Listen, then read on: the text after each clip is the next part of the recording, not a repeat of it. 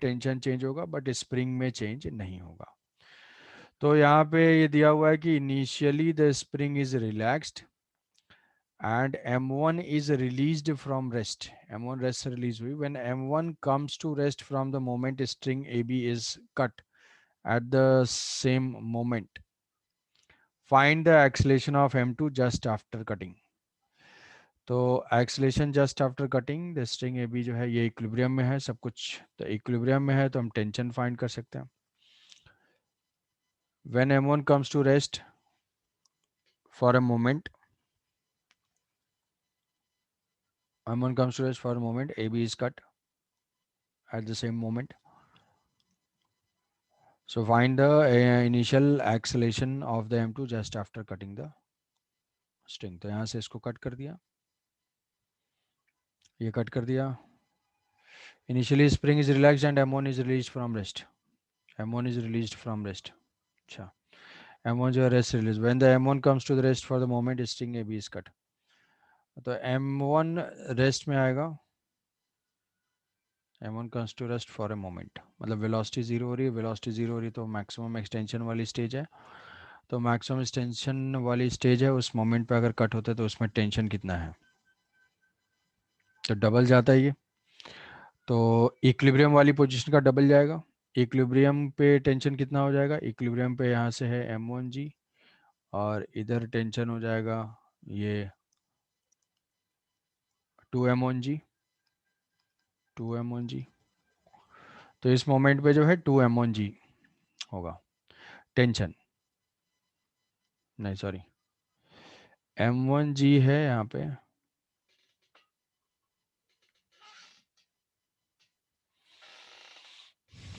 Tension है spring में, tension T ले लेंगे. अगर स्प्रिंग में टेंशन, स्ट्रिंग में टेंशन T है तो दिया हुआ है कि initially spring is relaxed and M1 is release from rest. Initially M1 released है तो रेस्ट में है तो सडन एक्सटेंशन होगा, सडन लोडिंग होगी तो ये एक डबल एक्सटेंड होगा. डबल एक्सटेंड होगा तो हम वो वाली पॉइंट फाइंड कर लेंगे जहाँ पे एक्सलेशन जीरो है. तो एक्सलेशन जीरो होगा जहाँ नेट फोर्स जीरो होगा. तो यहाँ से अगर टेंशन टी है, टेंशन टी है तो 2T is equal to M1G. तो T is equal to M1G/2, M1G/2. तो ये तो इक्विलिब्रियम में है. एक्चुअल में क्या होगा, टेंशन कितना डेवलप होगा, इसका डबल, स्प्रिंग और फर्दर स्ट्रेच होगा तो उस मोमेंट पे टेंशन कितना हो जाएगा, इसका डबल. जब वेलोसिटी ज़ीरो होगी उस मोमेंट पे डबल एक्सटेंशन होगा तो जो टेंशन है वो हो जाएगी 2T. 2T is equal to M1G, M1G. तो अब इस पे what is the acceleration, acceleration of M2. तो M2 है, अब सेम टेंशन है यहाँ पे, ये है M2G.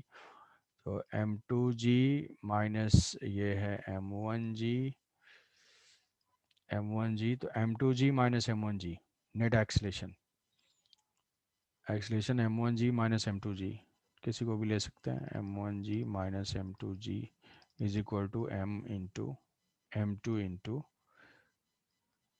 M2 into A. तो M2 से डिवाइड हो जाएगा, A is equal to M1/M2 minus 1 into G. ठीक है, तो आंसर इसका हो जाएगा, ये होगा A.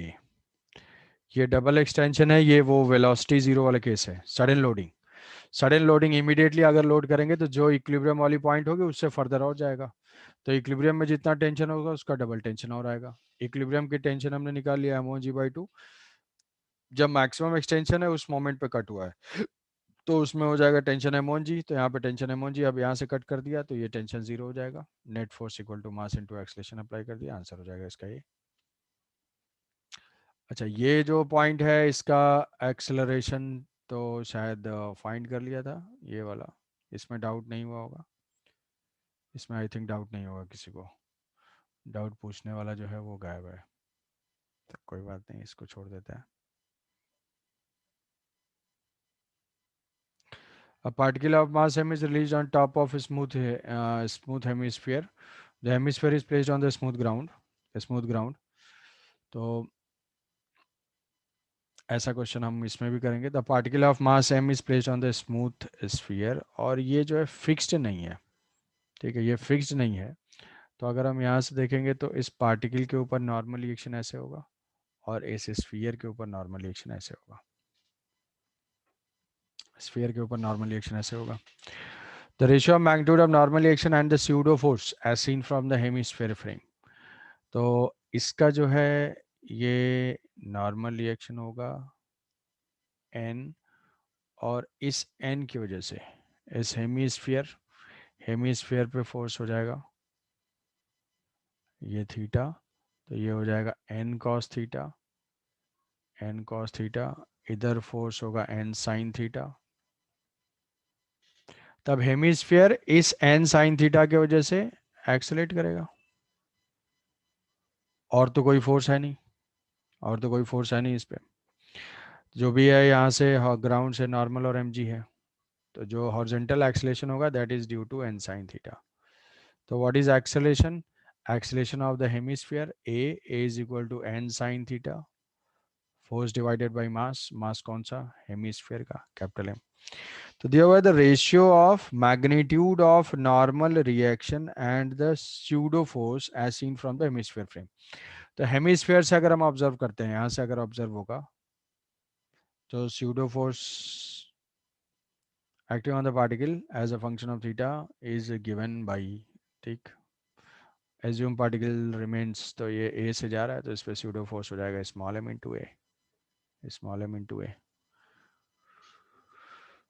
a की वैल्यू हो जाएगी, तो स्मॉल pseudo force है small m into a is equal to जो है वो है n sin theta divided by capital M। तो क्या पूछा है? pseudo force, normal reaction and pseudo force, तो capital M by sine theta.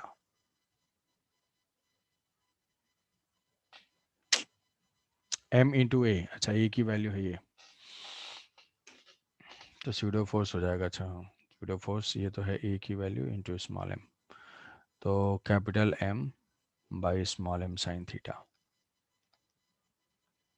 ये हो जाएगा small m a divided by n by ठीक है, ठीक है। Pseudo force n sine theta की वजह से एक्सलेशन, तो पार्टिकल के ऊपर स्यूडो फोर्स होगा m इंटू ए, तो स्यूडो फोर्स लिख लिया m into a is equal to कितना है? मास ऑफ द पार्टिकल, और एक्सलेशन है n sine theta by m। तो ये जो स्यूडो फोर्स है, पूछा है कि नॉर्मल और स्यूडो का रिएक्शन क्या होगा, तो normal divided by small m है, वो हो जाएगा capital M small m sine theta, तो capital M into small m sine theta, answer हो जाएगा इसमें ए, ठीक है। तो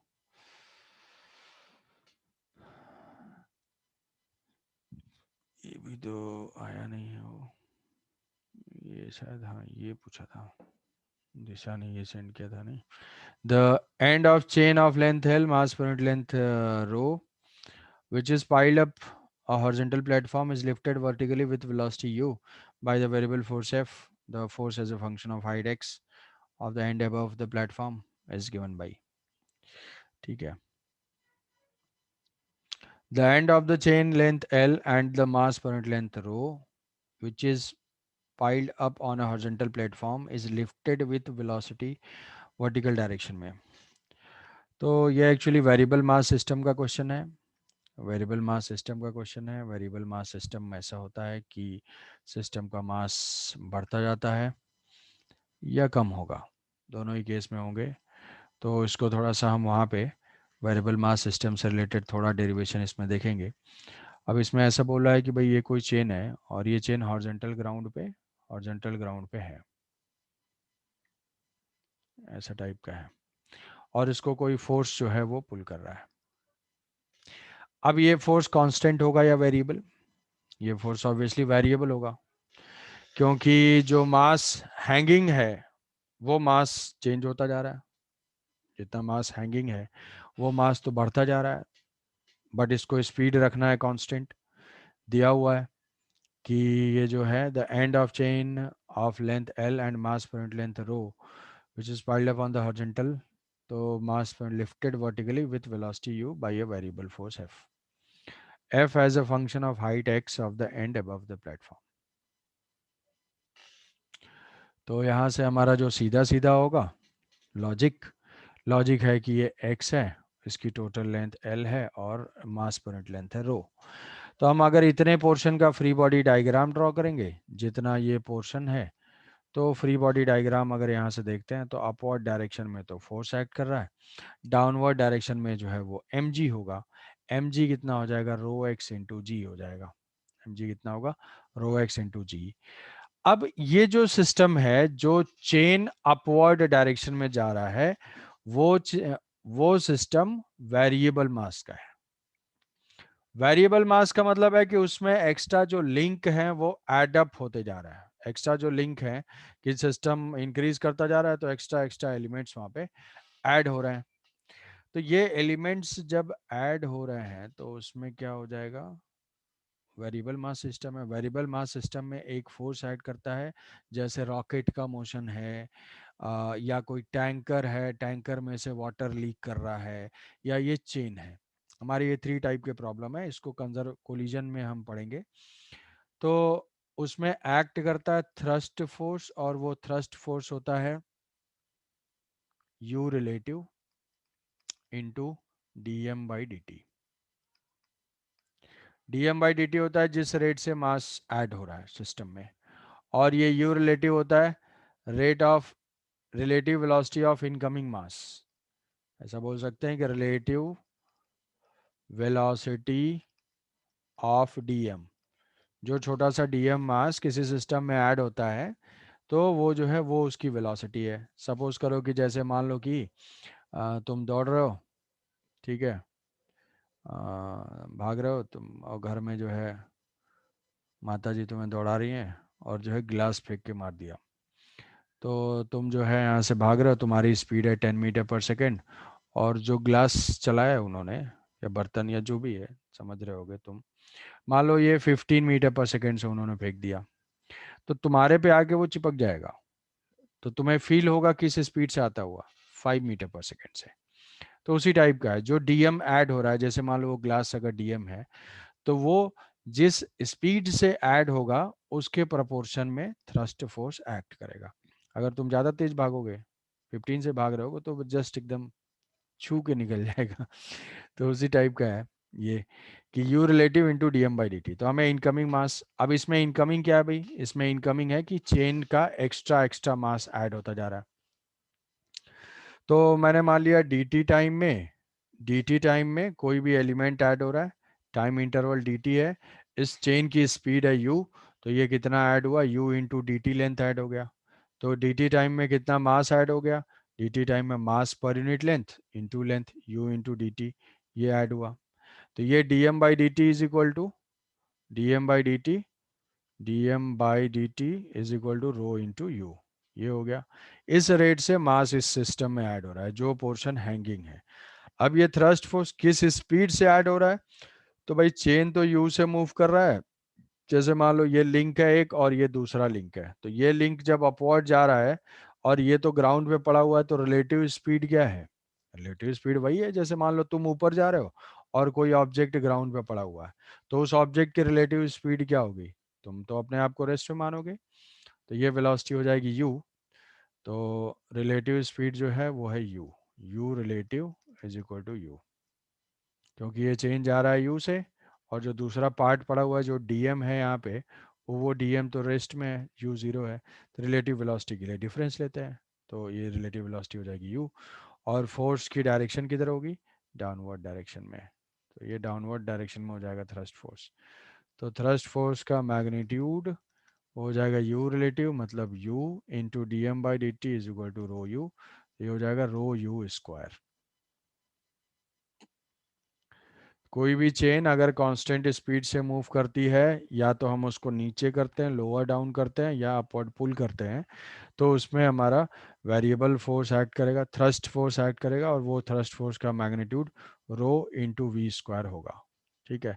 ये क्वेश्चन थोड़ा सा और, कि चेन जो है हमने ऐसे रिलीज कर दिया सडनली, तो क्या होगी, पेन पे है, किसी वेइंग मशीन पे है, तो क्या रीडिंग होगी उसकी as a function of time, या पुल कर रहे हैं, पुश कर रहे हैं, रॉकेट का मोशन है। तो ये थोड़ा सा वेरिएबल मास में हम लोग करेंगे, तो अगर थोड़ा बहुत डाउट होगा तो वहाँ पे क्लियर हो जाएगा। तो ये चीज़ थ्रस्ट फोर्स का मैग्नीट्यूड हो गया रो यू स्क्वायर, और यहाँ पे रो एक्स इंटू जी। तो जो फोर्स है वो तो नेट फोर्स बैलेंस्ड है, so f is equal to जो भी एम जी है rho x into g plus rho u square, rho x into g plus rho u square. तो आई थिंक ऐसा कुछ आंसर होना चाहिए। तो rho x into g, rho g x plus rho u square, तो answer हो जाएगा इसमें सी। ठीक है, तो दिशा ने पूछा था आई थिंक, समझ गए? ये दिशा, सरन्या, स्मृति, ये थोड़ा सा अगर थोड़ा बहुत डाउट होता है रिलेटिव स्पीड वाले में कुछ डाउट हो सकता है, तो ये वेरिएबल मास सिस्टम हम पढ़ेंगे ही पढ़ेंगे। ठीक है, वेरिएबल मास सिस्टम हम पढ़ेंगे, पहले तो सिलेबस में था, अभी जो है वो हट गया है, तो फिर भी समझे। तो rho u square is the thrust force due to addition of, due to variable mass, कि जो मेरा सिस्टम है अभी तक सारा क्या है कि मास कांस्टेंट है। जैसे मान लो टैंकर, वाटर टैंकर है, वाटर टैंकर जा रहा है, तो उसके ऊपर फोर्स अप्लाई करने से हमें पता चल जाएगा। बट अगर उस टैंकर में से वाटर लीक कर रहा है, टैंकर में से वाटर लीक कर रहा है, तो वो जो आउट गोइंग मास है उसके पास किस वेलोसिटी से जा रहा है वो एक फोर्स अप्लाई करता है। जैसे गन रिकॉइल करती है कि भाई बुलेट को हमने कुछ किसी स्पीड से फायर किया तो उसको एक मोमेंटम मिला, उसको मोमेंटम मिला तो वो उसके ऊपर फोर्स एक्ट किया, वही फोर्स हमारे ऊपर थर्ड लॉ से एक्ट करेगा तो गन जो है वो रिकॉइल करती है।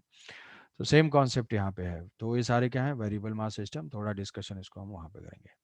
तो आई थिंक यही सारा डाउट था। ये सारे क्वेश्चन तो पावर ओवर वाले हैं और पूछने वाले जो है गायब हैं, तो कोई बात नहीं,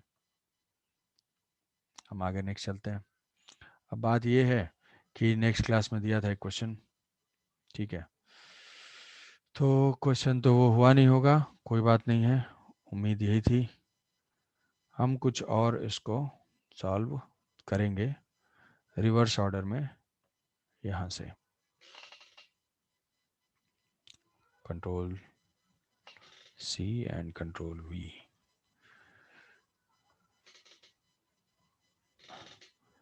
तो अ पार्टिकल ऑफ मास, ये जस्ट क्विक रिव्यू है, क्विक रिव्यू है इसका।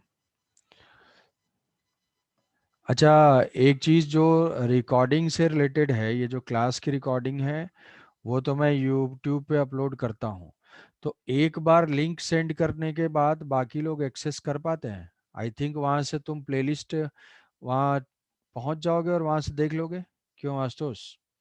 वो हर वीडियो की लिंक सेंड करने की ज़रूरत तो नहीं है? No sir. तो वो अपलोड वहाँ पे हो गया तो तुम अपने आप वहाँ से एक्सेस कर सकते हो ना? Yes sir. ठीक है, तो वो जो एक बार जो लिंक सेंड किया हुआ नहीं है तो उसको मैं एक बार आज फिर से सेंड कर दूंगा। तो अगर इन केस रिक्वायर्ड है, आइडियली अगर कुछ प्रॉब्लम होती है तभी रेफर करना, अदरवाइज इतना तुम्हारे पास टाइम भी नहीं है और नहीं इतना डिसिप्लिन है कि अब तुम 1 घंटे के 1.5 घंटे के लेक्चर को दोबारा उस 1.5 घंटे तुम बैठ के सुन पाओगे। हाँ, कुछ डाउट प्रॉब्लम, नेटवर्क प्रॉब्लम, वो सब के लिए है इस चीज़ को। तो एक बार लिंक जो चला जाएगा तो उससे जो एक अनलिस्टेड प्लेलिस्ट है, मतलब वो जनरल पब्लिक में नहीं दिखेगी, तो तुम वहाँ पे कभी भी जाओगे तो अगर वो प्लेलिस्ट अपडेटेड होती है तो वहाँ पे डेट वाइज मैं डाल देता हूँ कि इस डेट का ये है, इस डेट का ये है, तो वहाँ से तुम एक्सेस कर लोगे इनकेस अगर कोई भी रिलेटेड है। ठीक है, चलो, तो वर्टिकल सर्कुलर मोशन हमारा था टॉपिक चल रहा था। वर्टिकल सर्कुलर मोशन में हमने कुछ जो बेसिक कॉन्सेप्ट है वो है work energy theorem. Work energy theorem, vertical circular motion important इस सेंस में है क्योंकि इसमें वर्क एनर्जी का कॉन्सेप्ट, सर्कुलर मोशन का कॉन्सेप्ट, बहुत सारे कॉन्सेप्ट है, इक्वल टू एम, ये सारा कुछ लग जाता है, तो क्वेश्चन इस पे फ्रेम हो सकते हैं वैरायटी के। तो ऐसा क्वेश्चन हमने किया हुआ है, particle of mass m is tied to the end of the light in extensible string length L, fixed as shown, particle is projected with velocity v, find the net force acting on the particle when the string makes an angle theta with the vertical, the acceleration due to gravity is g। तो अगर मान लो यहाँ पे velocity दिया है, net force क्या होगा? Net force, net force होगा इसका, इसमें क्या हम टेंशन फाइंड कर सकते हैं?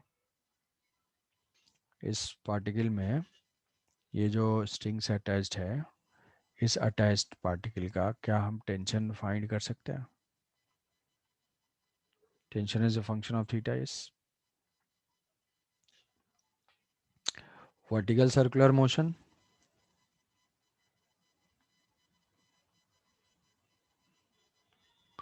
वर्टिकल सर्कुलर मोशन जो है वो non uniform circular motion. Non uniform circular motion के पास दो acceleration, centripetal and tangential. Centripetal acceleration omega square r, v square by r. Tangential acceleration is equal to alpha r और dv by dt, rate of change of speed. यहाँ पे speed change होगी, तो speed लिखने के लिए बताया था। इस पॉइंट पे स्पीड अगर हम दे देंगे v नॉट, ये है थीटा, ये tension t, mg cos theta, mg sin theta. Tangent के लॉन्ग कौन कौन से फोर्सेस हैं? टेंजेंट के लॉन्ग mg sin थीटा है। तो क्या tangential acceleration, tangential acceleration g sin theta है, net force mg sin theta into acceleration m into. तो अगर मैं ऐसा पूछूं कि angle between velocity at this point and acceleration is acute, obtuse और 90 डिग्री। अगर मैं पूछूं कि at Q what is velocity between acceleration and velocity, what is angle between velocity and acceleration?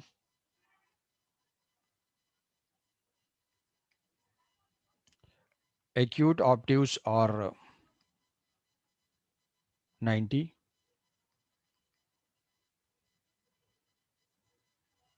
आसान सा सवाल कि क्यू पे मुझे एक्सेलरेशन डिनोट करना है, रिजल्टेंट एक्सेलरेशन और वेलोसिटी के बीच में क्या एंगल है, क्या एंगल है?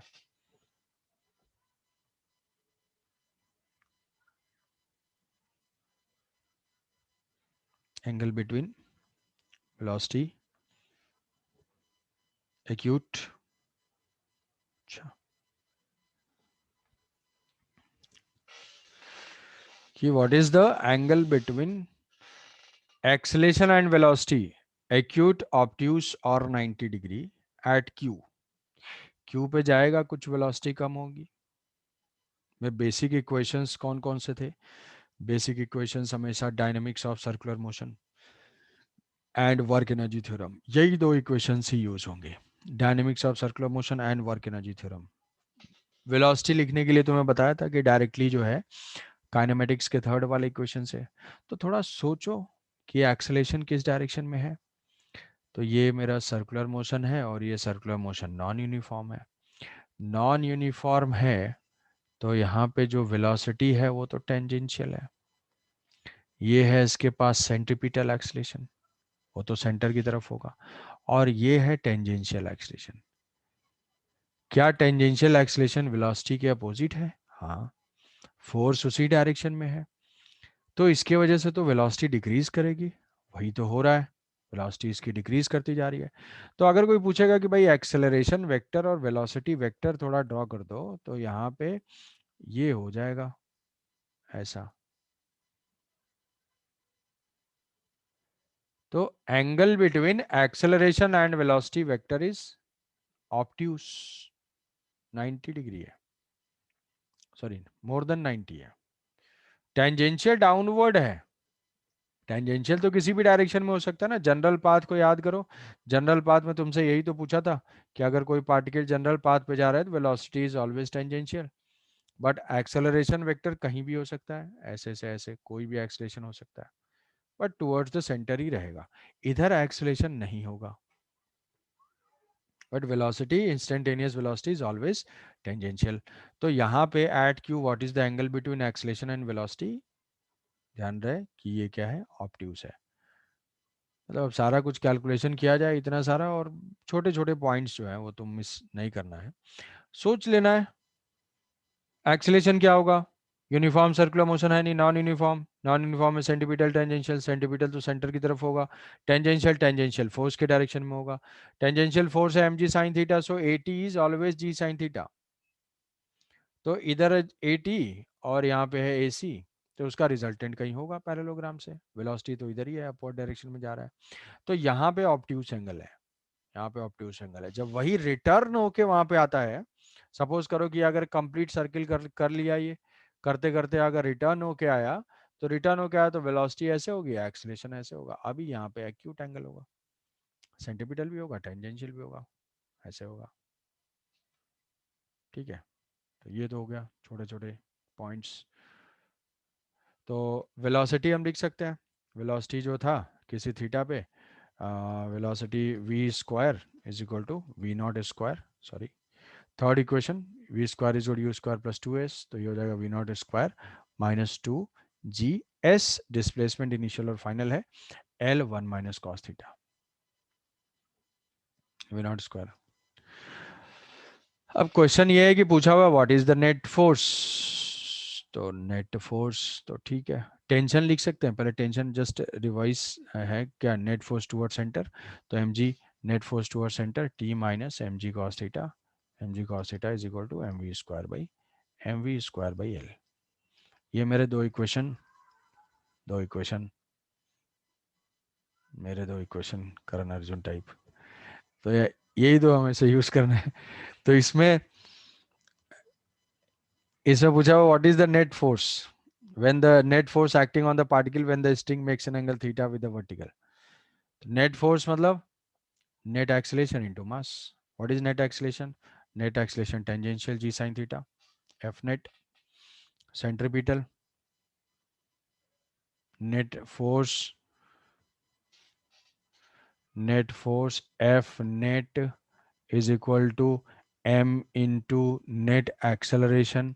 नेट एक्सेलरेशन कौन कौन से, सेंट्रीपिटल का स्क्वायर प्लस टेंजेंशियल का स्क्वायर। सेंट्रीपिटल का स्क्वायर क्या होगा भाई, वी स्क्वायर बाई आर, मतलब जो है यहाँ पे वी स्क्वायर बाई आर क्या एल हो जाएगा ये, और plus a T square, a t तो आ ही गया है, g square sine square theta, a t हमने निकाल लिया है। वी स्क्वायर बाई एल को ऐसे जो है पुट कर सकते हैं, तो ये हो जाएगा एम, और ये मासूमी क्वेश्चन आ जाएगा, we naught square by L minus two G one minus cos theta. अच्छा, ये तो टोटल का स्क्वायर होगा ना, A C square, centripetal acceleration ही है वी स्क्वायर बाई आर, तो वन माइनस कॉस थीटा का whole square by G square sine square theta.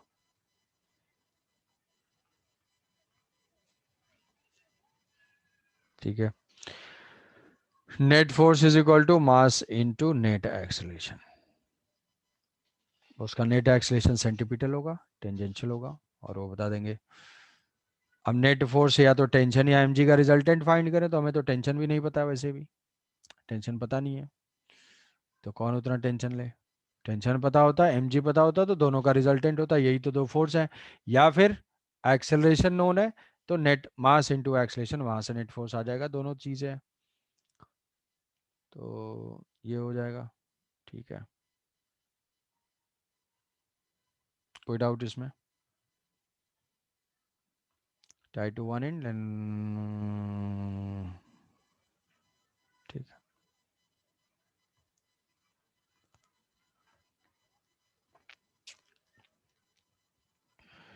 Next है, अच्छा, नेक्स्ट है कि अब सेम टाइप का जो सर्कुलर मोशन है किसी ऑब्जेक्ट के आउटर सरफेस पे भी हो सकता है। आउटर सरफेस पे जैसे मान लिया कि ये है,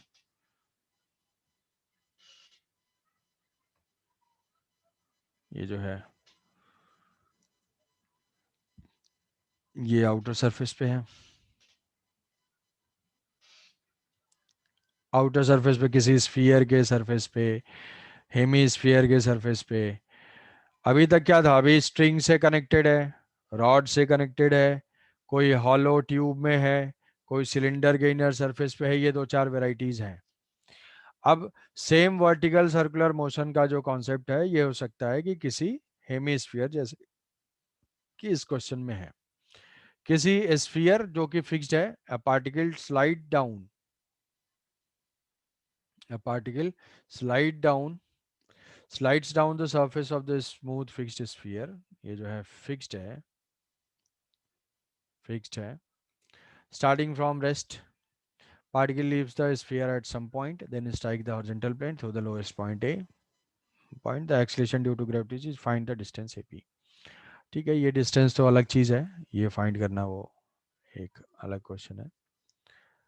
तो ये ऐसे मूव करते करते जो है किसी पॉइंट पे कांटेक्ट छोड़ेगा, ये जो है किसी पॉइंट पे आउटर सरफेस पे जाएगा तो कांटेक्ट लीव करेगा। कांटेक्ट लीव करने का मतलब कहीं पे भी क्या होता है, कांटेक्ट लीव करने का मतलब होता है कि नॉर्मल रिएक्शन जीरो हो जाए। तो हम यहाँ पे देखते हैं भी स्फीयर में क्या होता है, कोई बता सकता है कांटेक्ट कहाँ पे छोड़ देगा ये, कांटेक्ट किस पॉइंट पे छोड़ सकता है।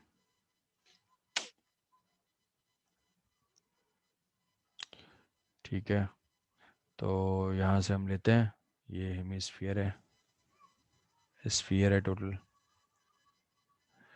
इस स्फीयर के किसी थीटा पे यहाँ से जस्ट ये ब्लॉक जो है ये पार्टिकल स्लाइड कर रहा है, स्लाइड करते करते कहीं थीटा पे पहुंच गया, ये हो गया ये थीटा, ये हो गया नॉर्मल रिएक्शन, यहाँ स्पीड हो गई v, इधर हो गया mg वर्टिकली डाउनवर्ड, तो ये हो जाएगा थीटा, ये होगा mg cos थीटा, और इधर हो जाएगा mg sin theta, mg cos theta, ये हो जाएगा mg sin theta. Work energy theorem and circular motion, दो ही पॉइंट है। वर्क एनर्जी थ्योरम, कौन कौन से फोर्सेस हैं भाई, इसमें तुम्हारा क्वेश्चन ये भी हो सकता है कि एट एनी थीटा, हम पहले ये लिखेंगे at any theta find normal reaction, find velocity, find centripetal acceleration, find tangential acceleration, उसके बाद फिर बताना है कि find theta where particle will leave contact,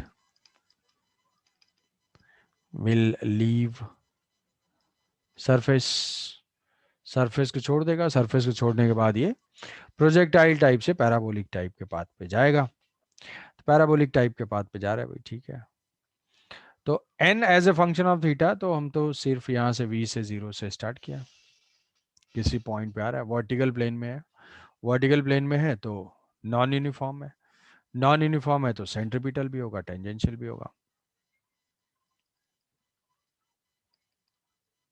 तो work done, work energy theorem, जो आंसर देना चाहते हैं आंसर दे सकते हैं, मैं कैलकुलेट कर रहा हूँ। From work energy theorem, work done by gravity plus work done by normal reaction is equal to change in kinetic energy. Gravity का वर्क डन डाउनवर्ड डायरेक्शन में, तो डाउनवर्ड डायरेक्शन में ये हो जाएगा R cos theta, R cos theta, तो ये हो जाएगा R minus are cos theta.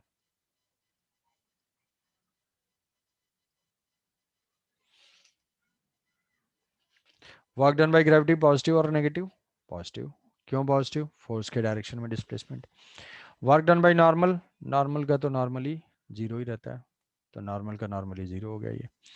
Work done by gravity हो जाएगा M G R one minus cos theta is equal to change in kinetic energy. Final kinetic energy half M we square minus initial kinetic energy, इस case में वो zero है। क्या किसी case में change हो सकती है, बिल्कुल, कोई कहेगा कि ये वेलोसिटी दिया वो वेलोसिटी दिया, तो हम वहां पे लेंगे। ठीक है भाई, ये हमारा वर्क एनर्जी थ्योरम से इक्वेशन आ गया, वर्क एनर्जी थ्योरम से आ गया कि v square is equal to 2 GR 1 minus cos theta. अब equation circular motion, circular motion का इक्वेशन क्या, net force into mass into centripetal acceleration, net force into mass into tangential acceleration. तो यहाँ पे देखो टेंजेंट के लॉन्ग कौन सा फोर्स है, टेंजेंट के लॉन्ग यही है साइन थीटा। तो ये हो जाएगा net force along tangent, net force along tangent, along tangent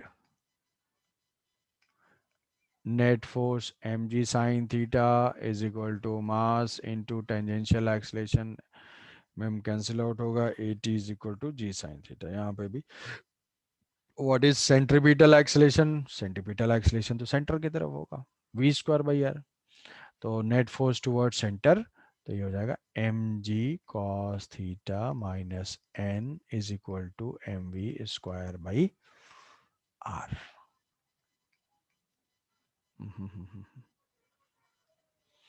ठीक है।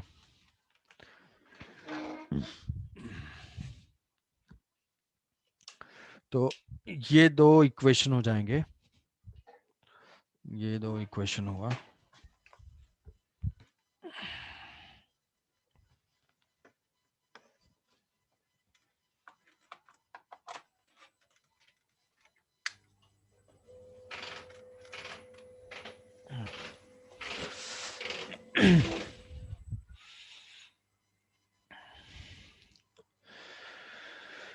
तो M ji cos theta minus N is equal to M we square by R, ये सेकंड इक्वेशन सर्कुलर मोशन से है, और ये जो वर्क एनर्जी थ्योरम से है।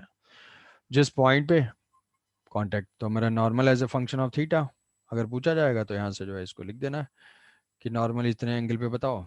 तो ये n, n is equal to M G cos theta minus m we square by r, और एन की वैल्यू को यहाँ से वी स्क्वायर की वैल्यू को पुट कर दो, n, n is equal to, तो पहला वेलोसिटी का इक्वेशन तो यही है m ji cos theta minus m we square by r, two ji r, r are cancel, तो two M g one minus cos theta,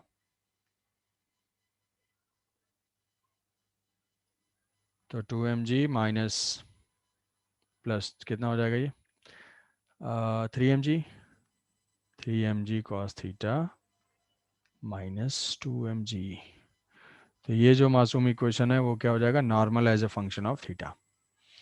तो पहला velocity as a function of theta root two ji R one minus cos theta, normal as a function of theta three M ji cos theta minus two M G, centripetal acceleration, centripetal acceleration is equal to V square by R, centripetal acceleration भी लिख सकते हैं यहाँ पे as a function of theta, AC is equal to V square by R and this is equal to by R divide कर दो, ये हो जाएगा two G one minus cos theta. Tangential acceleration, tangential acceleration is G sine theta. तो पहला तो ये general हमारे सारे कैलकुलेशन हो गए, जनरल जो है सारे कैलकुलेशन हो गए। अब किस पॉइंट पे नॉर्मल जीरो हो रहा है, कांटेक्ट छूट रहा है इसका, कांटेक्ट छूटने का मतलब है एन जीरो, एन यहाँ पे जीरो कर देना है, एन जीरो कर दो, देखो कितनी वैल्यू आ रही है, N zero, N zero, N zero, तो ये हो जाएगा three M ji cos theta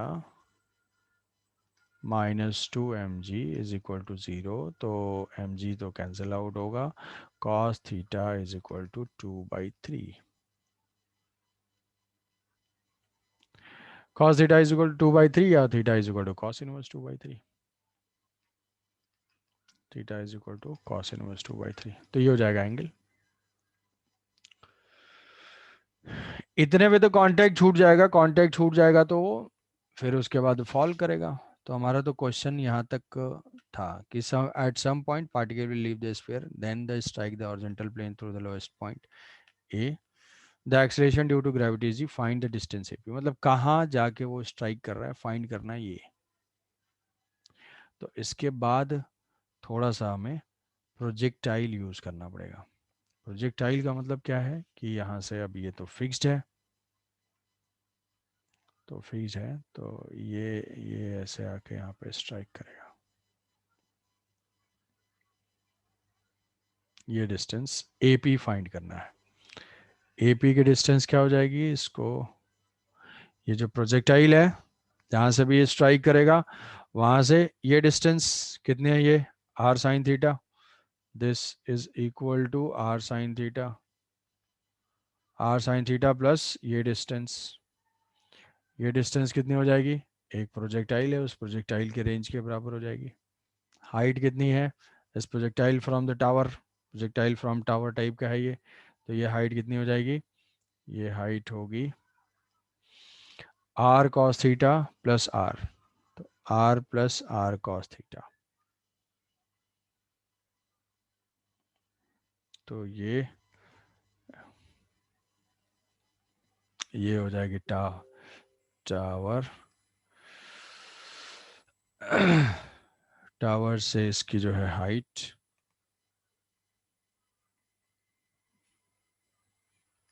are plus are cos theta is the height, और इसकी वेलोसिटी है हमने फाइंड किया हुआ है v, ऊपर v फाइंड किया हुआ है, और इसका एंगल हॉरिजॉन्टल से कितना होगा, ये टोटल ये एंगल थीटा है तो ये एंगल थीटा, तो ये 90 माइनस थीटा, तो ये एंगल हो जाएगा थीटा, ये हो जाएगा v कॉस थीटा, ये हो जाएगा v साइन थीटा, और ये यहाँ पे आके फॉल करेगा, तो हम इसका रेंज निकालेंगे और रेंज निकाल के ऐड कर देंगे, वही होगी AP की डिस्टेंस। तो मैं इक्वेशन लिख देता हूँ, इक्वेशन एक बार लिख देते हैं, उसको जो है कैलकुलेट करना और फाइनल आंसर बताना, थोड़ा टाइम लगेगा इसमें। तो ये हो जाएगा x is equal to V cos theta, X का रेंज कितना हो जाएगा वी कॉस थीटा की वैल्यू है हमारे पास वी कॉस थीटा, अगर कोई बता सकता है तो बता दे सकता है, कोई इशू नहीं है मुझे, तुरंत बताना चाहो तो बता सकते हो। V cos theta into T, कहोगे कहाँ सर ये सब, V cos theta into T, acceleration है नहीं तो डायरेक्टली टाइम क्या होगा, टाइम ये होगा जितने टाइम में एक राउंड पे आता है, वो टाइम कैसे फाइंड करेंगे, क्या वो टाइम 2h/g होगा, नहीं होगा, 2h/g तब होता है जब वेलोसिटी जीरो हो, तो हम क्या यूज़ करेंगे, फाइनल वाई कोऑर्डिनेट ये है, क्या है, R plus are cos theta is equal to minus V sine theta into T, V sine theta into T U T plus half A T square minus half G T square, ये है equation 1 और ये है equation 2। यहाँ से cos theta की value कितनी है, cos theta is equal to 2/3, sine theta की वैल्यू कितनी है, साइन थीटा की वैल्यू है square root of 1 minus cos square theta, तो 4/9 रूट 5/3 वेलोसिटी की कितनी है, v is equal to square root of 2gr1 - cos theta, तो ये था वेलोसिटी का एक्सप्रेशन 2gr1 - cos थीटा, यहाँ 2/3 पुट करेंगे तो ये 1/3 हो जाएगा, v is equal to √gr/3 2gr/3, तो ये सारी वैल्यूज इसको पुट करेंगे, वेलोसिटी को, एंगल को, यहाँ से टाइम निकालेंगे, टाइम को यहाँ पुट करेंगे, और फाइनली जो एपी का आंसर होगा, एपी का आंसर बताएंगे कितना, जो एपी क्या है, एपी इस स्फीयर के बॉटम से पॉइंट है, ये पॉइंट है, तो ये क्या है, ऑलरेडी आर साइन थीटा है प्लस वो डिस्टेंस, तो AP is equal to R sine theta plus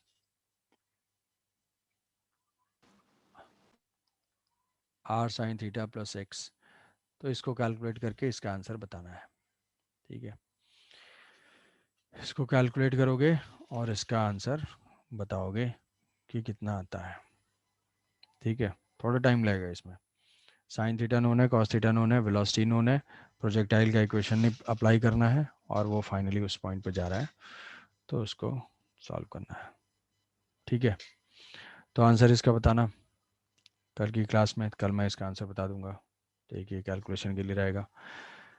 next question जो काम की चीज़ थी, जो जिस क्वेश्चन के लिए इतनी कहानी सुनाया, वो तो जो होमवर्क दिया था तुम्हें वो था, ठीक है, अब उस होमवर्क वाले क्वेश्चन को यहाँ से कोई भी, दोनों एक ही टाइप के क्वेश्चन है, एक क्वेश्चन यहाँ पे ले लेता हूं मैं, तो इसको जो है अटेम्प्ट किया हुआ है, अब तुम्हें ये समझ में आना चाहिए, बिल्कुल बहुत आसान है, कि आउटर सरफेस पे अगर ऑब्जेक्ट फॉल हो रहा है तो वो तो कहीं ना कहीं से कांटेक्ट छोड़ देगा, तो अगर मैं यहाँ से ये देखता हूँ कि जब ऊपर वाले सरफेस पे यहाँ से दोनों पार्टिकल एक साथ रिलीज हुए तो दोनों एक साथ सिमेट्रिकली मूव करेंगे ऐसे। तो जब मूव करेंगे तो भाई कहीं ना कहीं तो सरफेस छोड़ेंगे, ये किसी पॉइंट पे सरफेस छोड़ेंगे। तो जब सरफेस छोड़ेंगे तो दिया हुआ है कि circular tube of mass capital M is placed vertically on the horizontal surface. The two small sphere fits in the tube. Fits in the tube are released from the top. If theta gives the angle between the radius vector of the either ball with the vertical, obtain the value of m by m if the tube breaks its contact with the ground when theta is equal to 60 degree. तो breaks the contact का मतलब, breaks the contact का मतलब है normal reaction zero हो जाए। तो अगर हम ट्यूब के फ्री बॉडी डायग्राम को देखते हैं, ट्यूब के फ्री बॉडी डायग्राम को देखते हैं तो ट्यूब ट्यूब को कंप्लीट अगर ऐसे ले तुरंत, तो हम सिर्फ ट्यूब को अगर देखते हैं तो ट्यूब से कांटेक्ट अगर छोड़ने का मतलब है कि ये वही ट्यूब है जो ऊपर है लेकिन लग नहीं रहा है, लेकिन ये है, वही है बिल्कुल। तो यहाँ से ट्यूब से हॉरिजॉन्टल सरफेस से नॉर्मल रिएक्शन ऐसे ऐड कर रहा होगा, सिर्फ ट्यूब का देखा है मैंने। और यहाँ से जो है एम जी ऐड कर रहा है, capital M G, only tube. दोनों पार्टिकल्स भी हैं उसमें। तो दोनों पार्टिकल अगर मान लो कभी यहाँ पे हैं, यहाँ पे हैं, तो ये जो है पार्टिकल्स के ऊपर नॉर्मल रिएक्शन ऐसे होगा, भाई सरफेस पुश कर रहा होगा। तो ये पार्टिकल क्या कर रहे होंगे, इसको भी पुश कर रहे होंगे ऐसे और ऐसे। तो हॉरिजॉन्टल वाले कैंसिल हो, वर्टिकल वाले आ रहे होंगे। तो अब हमें पता है कि ऐसा भी होता है इसमें जब ट्यूब है। अभी पिछला वाला क्वेश्चन सॉल्व किया, cos theta is equal to 2/3 पे कांटेक्ट छूट रहा है। अब सोचो कि अगर ऊपर से एक और सरफेस होता या ट्यूब टाइप का होता तो इनर सरफेस से जंप करता और आउटर सरफेस से टकरा जाता तुरंत। तो यहां पे वही cos theta is equal to 2/3 के बाद जो भी होगा यहाँ पे, कि यहां से हमने रिलीज किया तो cos theta is equal to 2/3 पे ये कांटेक्ट छोड़ के और दूसरे वाले सरफेस पे चला गया। तो जब दूसरे वाले सरफेस पे जाएगा तो इस पार्टिकल के ऊपर फोर्स ऐसे एक्ट करेगा और इसके ट्यूब के ऊपर फोर्स ऐसे एक्ट करेगा। ठीक है, तो यहाँ पे तो ये गिवन है भाई कि चलो ऐसा कुछ होगा। तो ट्यूब का फ्री बॉडी डायग्राम, ये बात समझ में आ रही है कि पार्टिकल जो है इनर से जंप करके आउटर पे जाएगा क्योंकि कांटेक्ट छोड़ता है। कहाँ पे कांटेक्ट छोड़ेगा, cos theta is equal to 2/3 पे, उधर पहले अभी सॉल्व किया। तो उस 2/3 के बाद कोई एंगल है जहाँ जो कि 60 डिग्री दे रहा है ऐसे, तो ये आउटर आउटर वाले ट्यूब के कांटेक्ट में आएगा ये। तो पार्टिकल के ऊपर फोर्स एक्ट करेगा कैसे, ट्यूब से ये नॉर्मल रिएक्शन N1, और इस वाले बॉल के ऊपर भी क्या एक्ट कर रहा होगा, N1, और दोनों सेंटर से पास कर रहे होंगे। ट्यूब के ऊपर न्यूटन थर्ड लॉ से ये एक्ट कर रहा होगा N1, और यहां से भी एक्ट कर रहा होगा N1। अब वर्टिकल डायरेक्शन में मान लो ये थीटा है तो ये हो जाएगा N1 cos theta, N1 cos theta, और N1 sin थीटा। यहाँ पे भी हो जाएगा N1 cos थीटा और ये हो जाएगा N1 sin थीटा। मतलब कहानी क्या है, कहानी ये है कि जो N1 2N1 cos theta, 2N1 cos theta plus जो ग्राउंड से इस ट्यूब के ऊपर नॉर्मल रिएक्शन है is equal to capital M G. बोल रहा है कि थीटा इज इक्वल टू 60 पे जस्ट कांटेक्ट ब्रेक कर रहा है। ये कांटेक्ट ब्रेक करने का मतलब क्या है कि कौन सा कांटेक्ट ब्रेक होगा, मतलब यहाँ से कांटेक्ट छूट गया, ये जीरो हो गया। तो यहाँ से थीटा 60 डिग्री मतलब N1 की वैल्यू थीटा 60 पुट करूंगा तो 2N1 cos 60 is equal to capital M G. तो यहाँ से 60 पुट कर दिया, ठीक है, 1/2, तो N1 की वैल्यू आ गई M G. N1 is equal to capital M G, N1 की वैल्यू कैपिटल एम जी आ गई। तो बाकी तो तुम फाइंड कर सकते हो। कौन सा, वर्क एनर्जी थ्योरम। यहाँ से क्या तुम्हें पता है कि भाई वेलोसिटी हम निकाल सकते हैं, हाँ बिल्कुल, वर्क एनर्जी थ्योरम। अच्छा, और एम जी, एम जी तो वर्टिकली डाउनवर्ड डायरेक्शन में है, तो थोड़ा सा किसी भी एक पार्टिकल को लेके स्टडी कर दो वहाँ पे। m/m की वैल्यू मुझे फाइंड करनी है तो N1 में आ जाएगा ये चीज़ कि यहाँ पे कहीं पार्टिकल है और उसकी कुछ वेलोसिटी है, वो थीटा जो है 60 डिग्री क्वेश्चन में दे ही दिया है। यहाँ से नॉर्मल रिएक्शन एक्ट कर रहा है, यहाँ से जो एम जी है ये एंगल 60 है तो ये भी 60 होगा, तो ये भी mg cos थीटा, ये हो जाएगा mg sin थीटा। और यहाँ से हो जाएगी इसकी वेलोसिटी, वेलोसिटी भी है तो वेलोसिटी को निकाल सकते हैं वर्क एनर्जी थ्योरम से, अभी अभी कैलकुलेट किया है work energy theorem. Final work done by gravity, work done by gravity चाहो तो V square equal to U square plus 2s, वैसे भी कर सकते हो। तो यहाँ से हो जाएगा इस मोमेंट पे जो वी स्क्वायर है इज इक्वल टू 2 डिस्प्लेसमेंट कितना हो जाएगा, l minus l cos theta, तो r minus are cos theta इतना हुआ डिस्प्लेसमेंट। कॉस 60 डिग्री है तो velocity v square is equal to 2g into r, 1 - cos 60 put किया, theta is equal to 60 degree, 1 - 1/2 तो ये हो जाएगा root g r, v square is equal to root g r, v is equal to root g r. Velocity आ गई मेरी, वहाँ से वर्क एनर्जी थ्योरम यूज़ करके v is equal to root g r. अब नेट फोर्स टूवर्ड सेंटर तो ये हो जाएगा n1, क्यों, क्योंकि मैंने तो वहाँ से फोर्स n1 लिया ना, तो वही वाला नॉर्मल एक्शन है, तो ये हो जाएगा n1, net force n1 plus M ji cos theta, n1 plus M ji cos theta, M ji cos theta is equal to M we square by R. Narrow tube है इसलिए almost, वैसे हमें ideally क्या लेना चाहिए, इस ball के centre की डिस्टेंस, बट नैरो ट्यूब है, स्मॉल बॉल है तो ठीक है। We square is equal to g l, तो एम बाई एम की वैल्यू आएगी कुछ यहाँ से, एन वन की वैल्यू है capital M g, n one is equal to capital M g plus ये small M G cos theta 1/2 is equal to small m we square by r, v square is g are, तो ये R are cancel out हो जाएगा, तो capital M G is equal to small M G minus M G by two, तो ये हो जाएगा M G by two, G G cancel out हो जाएगा, small M by capital M is equal to 2:1, small M by capital M is equal to 2:1।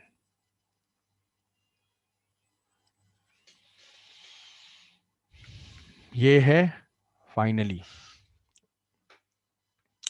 तो इस question की starting हुई यहां से कि पहले हमने समझा कि आउटर सरफेस पे कोई भी ऑब्जेक्ट अगर मूव करता है तो वो कांटेक्ट छोड़ सकता है। कांटेक्ट छोड़ने के लिए मैंने normal as a function of theta लिखा, velocity as a function of theta लिखा, नॉर्मल को जीरो कर दिया, आ गया cos theta is equal to 2/3। अब ये पॉइंट मुझे दिमाग में, मेरे दिमाग में रहना चाहिए, ठीक है। इसके बाद फिर ऐसा आया कि ऐसा हो रहा है तो पहले थोड़ा ऐसा मैजिक टाइप का लगा, रही ऐसे कैसे होगा, तो ये ऐसे हो रहा है कि ये ट्यूब है, जब वो बॉल यहाँ से आउटर वाले सरफेस पे जा रहा है, तुरंत ऐसे कांटेक्ट छोड़ के जा रहा है, तो वो उनका एक नॉर्मल रिएक्शन है जो ट्यूब को ग्राउंड से लिफ्ट करा दे रहा है। तो वो लिफ्टिंग एंगल दिया हुआ है, ऐसे तो लिफ्टिंग एंगल दे दिया, थोड़ा सा इजी हो गया ये चीज़। तो ये लिफ्टिंग एंगल है, ये नॉर्मल रिएक्शन डिनोट कर दिया, इक्वेशन लिखा, n1 की वैल्यू फाइंड किया, फिर यहाँ से वर्क एनर्जी थ्योरम और सर्कुलर मोशन का इक्वेशन लिख के इक्वेट कर दिया, m बाई एम की वैल्यू आ गई 2:1। समझ गए एस्पिरेंट्स, रैंकर्स, रैंकर्स 2021।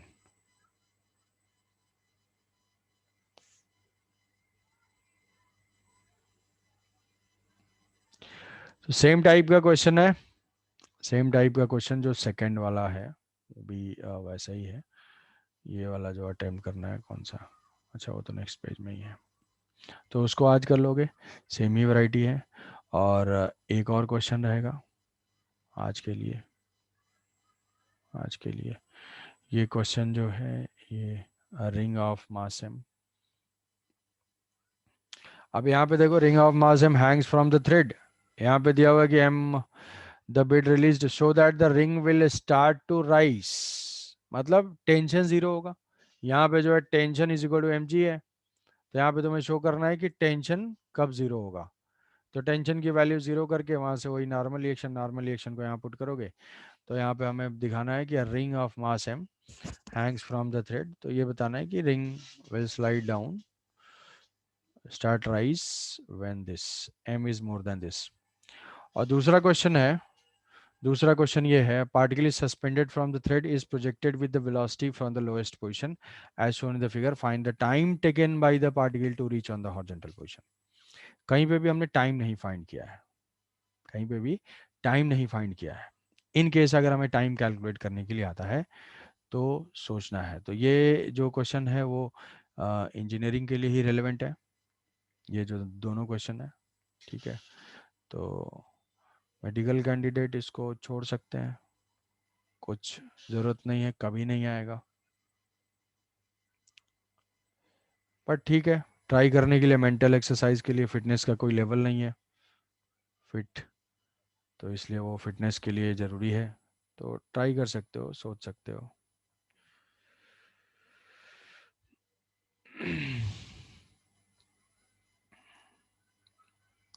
तो आज के मुख्य समाचार कार्तिक पूर्णिमा के अवसर पे आज ही है शायद, तुम लोग को जो है शुभकामनाएं मेरी तरफ से, और शुभकामनाओं में ये दो क्वेश्चन, इनको खुशी खुशी सॉल्व करना है, ठीक है। श्री में क्लास थी क्या कहीं? हाँ सर। अच्छा, अभी तो क्लास नहीं है। शरण्या, दिशा, तुम लोग की, स्मृति, केमिस्ट्री क्लास नहीं है अभी, ठीक है, तो एंजॉय करोगे अभी, हैं? तो ये दो क्वेश्चन सॉल्व कर लेना, रिवाइज कर लेना है, नेक्स्ट क्लास में थोड़ा एक दो नॉन इनर्शियल फ्रेम का क्वेश्चन बचा हुआ है इसका। नॉन इनर्शियल फ्रेम है, एक्सलेटेड वैक्सलेटेड करेंगे तो क्या होगा, तो उसको हम लोग नेक्स्ट क्लास में सॉल्व करेंगे, पोटेंशियल एनर्जी पढ़ेंगे, ये दो चीज़ करेंगे। तो होपफुली कल जो है ख़त्म हो जाना चाहिए हमारा वर्क एनर्जी थ्योरम। तो क्वेश्चन के लिए देखो, असाइनमेंट्स जैसे, मतलब अगर मैं पोस्ट नहीं कर रहा हूँ तो